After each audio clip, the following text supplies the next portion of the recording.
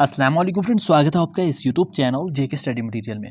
11th class के जितने भी स्टूडेंट्स हैं पूरे जम्मू एंड कश्मीर एंड लद्दाख के, चाहे हार्ड जोन के हो या सॉफ्ट जोन के हो, जो भी रेगुलर स्टूडेंट्स हैं जिन्होंने मार्च अप्रैल में एग्जाम दिया हुआ है, यहाँ पर दो इंपॉर्टेंट चीज़ें मैं डिस्कस करूँगा। पहला तो यहाँ पर जो वीडियो है पेरेंट्स के लिए कुछ पार्ट रहने वाला है। जितने भी 11th क्लास के स्टूडेंट्स हैं वो अपने पेरेंट्स को ये वीडियो ज़रूर दिखाएं, या पेरेंट्स देख रहे हैं तो आप इसको ज़रूर देखना, क्योंकि आपके बच्चों के बेनिफिट के लिए कुछ चीज़ें मैं बताऊँगा जो आपको अपने दिमाग में रखनी है। सेकंड चीज़, क्या 11th में स्टूडेंट्स को फेल किया जाता है या नहीं, और रिजल्ट जो है वो कब तक आने के चांसेस है, तो ये सभी चीज़ें मैं डिस्कस करूंगा। आपने ये वीडियो एंड तक देखना है। देखो, जैसा कि मैंने बोला, पहला पोर्शन जो है वो पेरेंट्स के लिए है।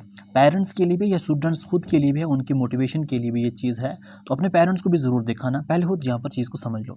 जितने भी 11th क्लास के स्टूडेंट्स हैं, यहाँ पर मार्क्स मैटर नहीं करते। अगर आपके बच्चों को सिर्फ 250 मार्क्स हुए या 200 मार्क्स हुए तो सोचो ये इनफ है, आपके बच्चों के लिए इतने भी काफ़ी हैं। इस चीज़ पर बच्चों को ये नहीं बोलना कि आप नीट नहीं कर पाओगे, आप वो नहीं कर पाओगे, आप ये नहीं कर पाओगे। सिर्फ 11th के मार्क्स को देखकर अपने बच्चों को कभी भी डिमोटिवेट नहीं करना।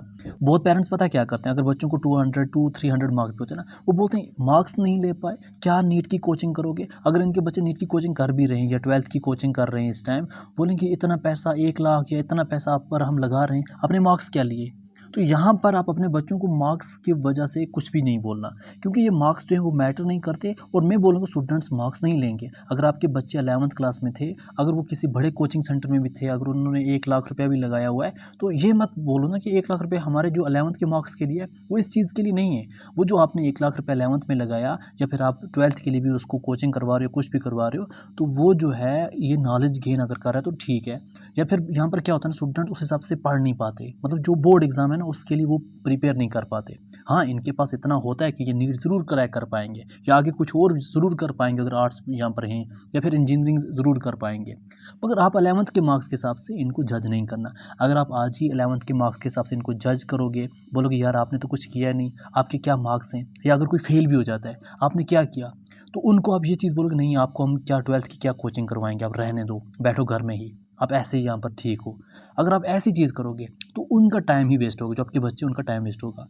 तो यहाँ पर इनके मार्क्स, या अगर किसी को बैकलॉग भी रहता है, बिल्कुल भी डीमोटिवेट नहीं करना अपने बच्चों को। और अगर बच्चे खुद देख रहे हैं, अब लोग डीमोटिवेट नहीं होना, बस अपनी नॉलेज के लिए कंटिन्यू पढ़ते रहना। यहाँ पर क्या होगा, फॉर एग्जांपल किसी स्टूडेंट्स को अगर फिजिक्स बैक होगी, मैं एग्जांपल के तौर पर हूँ, अल्लाह करे सब पास हो जाए, अगर किसी को बैक होगी, अब वो क्या करेगा, बाइनल एग्जाम के लिए इसको भी प्रिपेयर करेगा, 12th का भी पढ़ेगा। अगर ये बाइनल के लिए इसको पढ़ेगा तो देखो उसकी फिजिक्स कितनी यहाँ पर स्ट्रांग हो जाएगी, क्योंकि ये डबल इसको प्रिपेयर करेगा, पहले भी किया होगा अभी भी करेगा, तो इसको डबल बेनिफिट होगा। अगर किसी को रिपेयर हुआ या मार्क्स कम हुए तो इसको इन चीज़ों पे जज नहीं करना। और यहाँ पर क्या होता है ना, स्टूडेंट जो होते हैं वो यहाँ पर शिफ्ट हुए होते हैं, समझो कि वो अभी 10th का बोर्ड दिया होता है, थोड़ा उनको जो बोर्ड का डर है ना वो ख़त्म हो गया होता है। वो बोलते हैं नहीं जी बोर्ड है क्या है, तो उस हिसाब से वो बोर्ड के लिए प्रिपेयर नहीं करते। फिर 11th क्लास के यहाँ पर जैसे डे शीट आती है तब तक उसको कुछ देखते नहीं है, क्योंकि आज तक कंटिन्यू वो 10th तक अपना जो है पूरा फोकस कर रहे थे। फिर जब उन्होंने 10th का बोर्ड देखा, इनको सेटिस्फेक्शन नहीं जी, इतना डर नहीं है, तो फिर 11th के लिए वो उस हिसाब से पढ़ नहीं पाते।